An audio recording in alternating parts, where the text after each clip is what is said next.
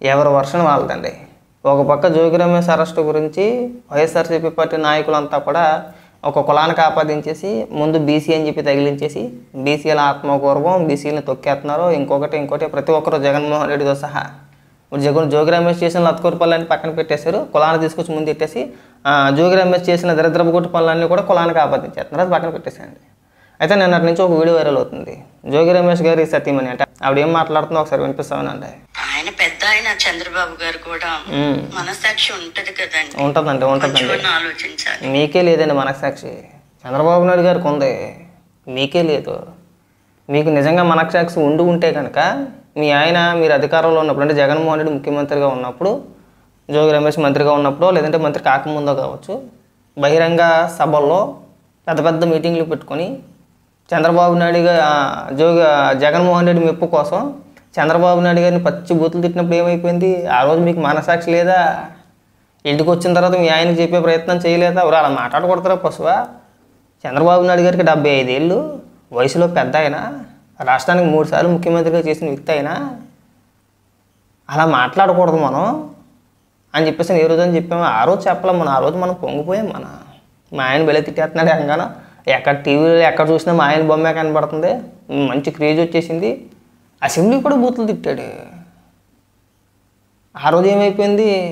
మీకు మనస్సాక్షి లేదా ఆ రోజున? ఇంకా మాట్లాడుతుంది వినిపిస్తానండి. ఆయన జైల్లోకి వెళ్ళినప్పుడు తన భార్య బిడ్డలు ఎలాగా సఫర్ అయ్యారు, అలాగే కుటుంబాలు ఉంటున్నాయి కదండి, అలాగే భార్య బిడ్డలు సఫర్ అవుతారనేది ఆయన ఆలోచించుకోవాలి కదండి. మన చంద్రబాబు నాయుడు గారు అరెస్ట్ చేసినప్పుడు ఏమైపోయినాయండి? ఆ రోజు మీ ఆయన ఏం మాట్లాడాడండి? ఆ రోజు వెక్కిరించారు కదండి, ఎటకారంగా మాట్లాడారు కదండి.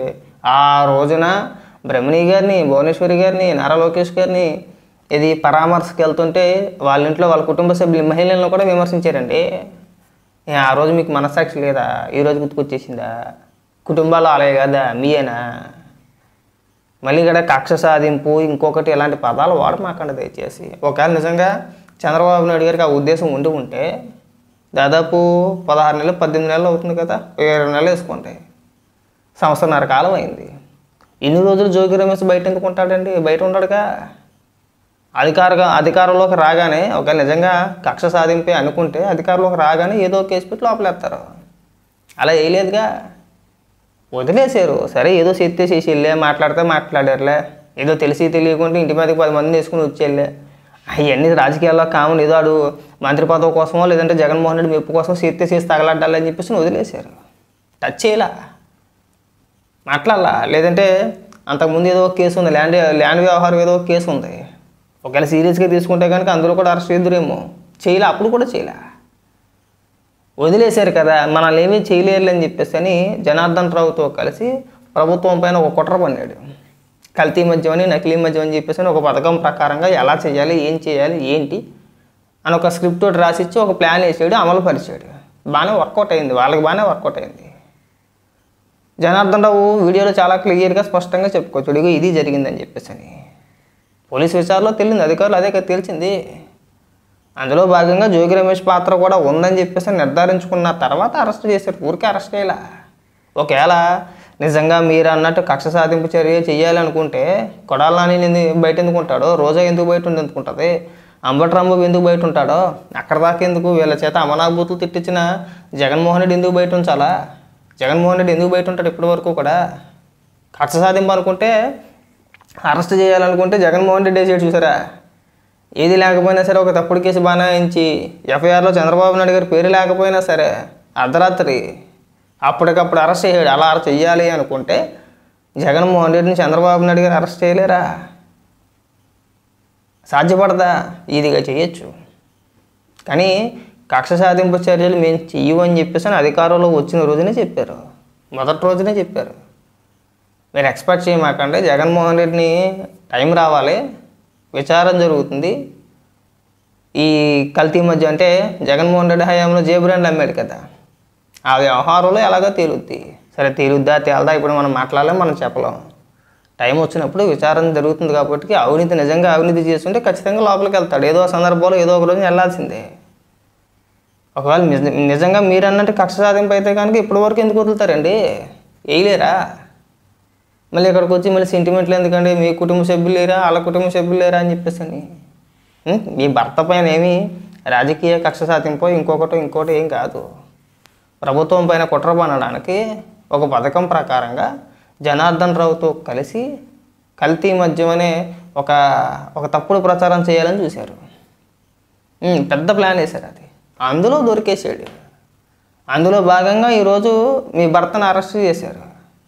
ఇక్కడ రాగానే కులాన్ని తీసుకొచ్చేసి మా ఆయన సుతపోసండి, ఏమీ తెలియదండి, నోట్లో వేలు పెట్టినా కొరకలేదండి, కుటుంబాలు లేవండి, ఎందుకండి సింపతి మాటలన్నీ. ఆ రోజు చంద్రబాబు నాయుడు గారు అరెస్ట్ అయినప్పుడు జోగి రమేష్తో సహా వైసీపీ నాయకులు ఎంత నీచంగా మాట్లాడారో ఇవాటికి మా అందరికీ గుర్తుంది. ఆయన అసెంబ్లీలో ఆయన్ని ఘోరాదిఘోరంగా కించపరిచినప్పుడు ఆ రోజు గుర్తుకు లేదా? ఏ ఒక్క మహిళా నాయకురాలైనా సరే బయటకు వచ్చి వైఎస్ఆర్సీపీ పార్టీ తరఫున బయటకు వచ్చి వాళ్ళ నాయకులు ఒకరంటే ఒకరు మాట్లాడారో అలా మాట్లాడడం తప్పని ఇవాళకి కూడా చంద్రబాబు నాయుడు గారు ఏడ్చిన వీడియో ఏదైతే ఉందో వైఎస్ఆర్సీపీ పార్టీ అఫీషియల్ పేజీలు వేసుకుంటారు. అదొక రకమైన సునకానందం వాళ్ళది. చెప్తున్న ఉదాహరణకి ఇక ఇలా ఉంటారో విలువలు మీకే కాదు వాళ్ళకు కూడా ఉంటాయి అనేది, మీకే కాదు కుటుంబాలు వాళ్ళకు కూడా ఉంటాయనే ఉద్దేశం మాట. మీరు చెప్పుకోతున్నారు కదా వాళ్ళ కుటుంబాలు వాళ్ళకు ఉండవా, వాళ్ళ భార్య పిల్లలు సఫర్ అవరా, మేము కూడా అలాగే అవుతామని చెప్పేసి అని మీరు మాట్లాడుతున్నారు కదా. పోనీ మీ ఆయన ఏమన్నా కుదురుగా ఉన్నాడంటే లేదు. అన్ని రంగాల్లోని మళ్ళీ మనకి జగన్మోహన్ రెడ్డి కిరీటం పెట్టేస్తాడు అనుకున్నాడు. ఎప్పటికప్పుడు రెచ్చిపోతానే ఉన్నాడు. ఇది వదిలేసారని నేను చేయలేరులే, ఇంకా చంద్రబాబు నాయుడు ఇవన్నీ కూడా పదే పట్టించుకోడైనా మనం ఎన్ని కుట్రలన్నా చేసేయచ్చు అని చెప్పేసి అనుకున్నాడు. ఏదో జరిగింది మొత్తానికి.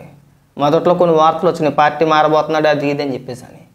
మరి ఆ మార్క్ నుంచి ఏదైనా ఆ వార్తలు బయటకు వచ్చినప్పుడు ఖచ్చితంగా ఆటోమేటిక్గా పార్టీకి జోగి రమేష్కి కొద్ది గ్యాప్ వచ్చింది. ఆ గ్యాప్ని ఫిల్ చేసుకోవడానికి ఈ జనార్దన్ రావుతో కలిసి ఏదైనా ఒక కుట్ర పని మళ్ళీ జగన్మోహన్ రెడ్డి చేత నెత్తి మీద కిరీటం పెట్టించేసుకోవాలని చెప్పి అనుకున్నాడు. వర్కౌట్ అయింది, బాగా వర్కౌట్ అయింది. ప్లాన్ బాగా అమలు పరిచారు. కానీ దొరికేసాడు. ఇవాళ దొరికేసిన తర్వాత మీరంతా వచ్చి రాజకీయ కక్ష, మీకు పిల్లలు లేరా, వాళ్ళకి పిల్లలు లేరా, మా ఆయన సుతపోసా, ఇలాంటి మాటలన్నీ మాట్లాడకూడదండి. కక్ష సాధింపు ఏమీ కాదు. ఒకవేళ నిజంగా అలా చేయాలనుకుంటే ఇన్ని రోజులు మీ ఆయన బయట ఉండడు, ఎప్పుడో తీసుకెళ్ళి లోపల ఏదో కేసు పెట్టి అలా చేయాల్సిన అవసరం లేదు, అలా చెయ్యరు కూడా. జగన్మోహన్ రెడ్డి లాగా ఆలోచించి చేయాలనుకుంటే ఇవాళ ముందు ముఖ్యంగా జగన్మోహన్ రెడ్డి లోపల ఉంటాడు.